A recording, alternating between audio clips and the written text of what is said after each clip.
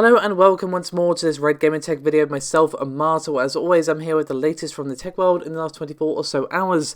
Today we're going to start today's proceedings with a very interesting rumour from Microsoft, as a report has surfaced from Windows Central, as they have spotted several research papers which outline Microsoft's dream to bring Xbox-style controllers to phones and tablets.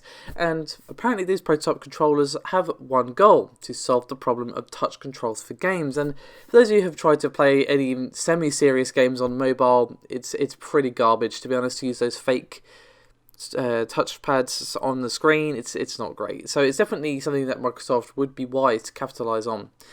Now, the research paper actually directly quotes, quote, "As smartphones and tablets have become pervasive, so has mobile gaming. Not surprisingly, popular games for these platforms are focused on touchscreen-based interaction. However, many types of games are less well suited to mobile devices. Mobile gaming devices like the Sony PlayStation Portable and Nintendo DS and Switch are dedicated mobile gaming platforms which overcome these limitations with physical controls. The success of the Switch is testament to the value of mobile gaming with physical controls." Not only this, there's even patents to go alongside it, which basically show that they'd have two rechargeable modules that attach to a phone or tablet and connect directly, either through a cable or wirelessly. And looking at the report from Windows Central, which of course will be linked below, it seems that the prototype, at least at the moment, is for this controller is basically split into two halves, where you've obviously got, your left hand and your right hand that kind of clips onto the side of the device, which actually would be one way to address the issue. Obviously, it needs to be definitely sturdy, because obviously you can have it in your bag or whatever, but it looks like it kind of folds and is quite flexible. Obviously, these are prototypes, but I definitely like the idea, because obviously you can just get a USB or micro USB controller, but obviously it is just a controller that's in your bag taking up a bunch of room. This is a bit more mobile, I guess you could say. And obviously with the whole Project xCloud thing that Microsoft are doing, it is definitely in their best interest to solve the issue of touch controls, being pretty garbage when it comes to semi-serious or, of course, serious games. Now, obviously, these are still in the experimental stage. It's going to be a while before we see anything concrete from this, but Microsoft are aware this is an issue, and we might see something rather interesting from them thanks to this. So let's move on from Microsoft, shall we, to our good friends over at AMD. So the RX5700 is now out in the wild in the hands of reviewers and, of course, gamers. One of the features that, of course, is missing from the new line of graphics cards is CrossFire, as traditional CrossFire support has been chucked in the bin, and instead they are relying on the DX12 explicit multi-GPU mode. And apparently this is it's not just due to anything. Obviously it's a very complex topic, but one of the main reasons, at least from some recent comments, is that, less than 1% of gamers actually use the CrossFire technology. These comments came from AMD's Sasa Marinkovic, whose name I hopefully have just pronounced correctly. And they said, quote, "I think the latest numbers I've seen is that less than 1% of people are doing multi-GPU configurations. Because obviously, a single GPU is still much better performing than getting the diminishing returns of multi-GPU."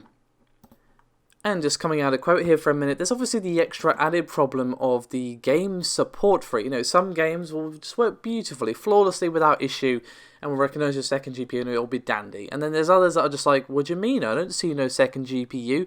And there's all sorts of other compatibility issues. As with anything with PC gaming, it can be a little bit niggly sometimes to get things running exactly as you want. Sometimes it's smooth, sometimes not so much.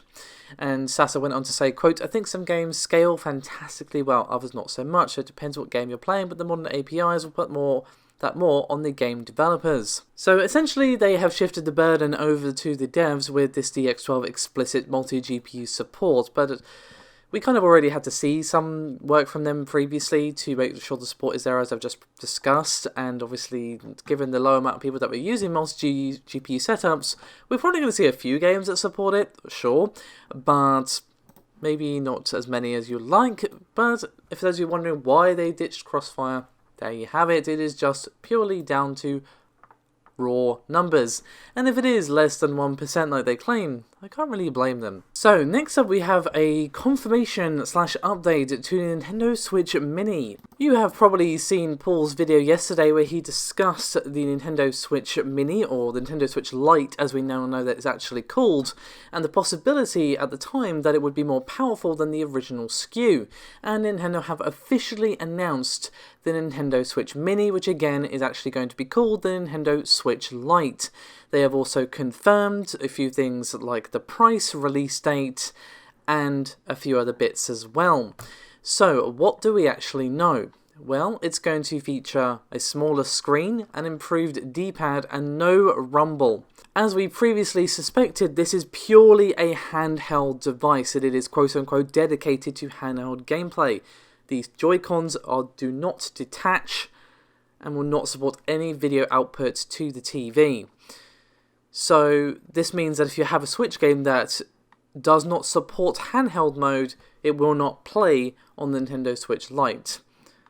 I doubt that's ever going to be a thing, but if that ever happens, it's still a limitation.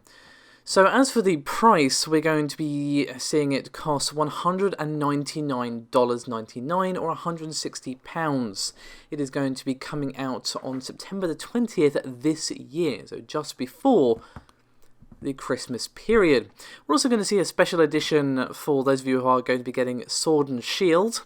But other than that, it's going to come in three main colours: grey, yellow and turquoise. Now they've also confirmed that the battery life is going to be around 7 hours. Now one of the things that is still kind of a bit of a question mark is whether or not the actual hardware inside has had any improvements at all. You may recall that the reports going around claimed that it would have an improved Tegra chip inside, and Nintendo has not released any information on that I can find. All we know is what I've already said, that it's going to have a smaller screen, it's not going to have any detachable Joy-Cons, it's going to be lighter, it's going to have the 7-hour battery life, and again, it's going to be available from September the 20th.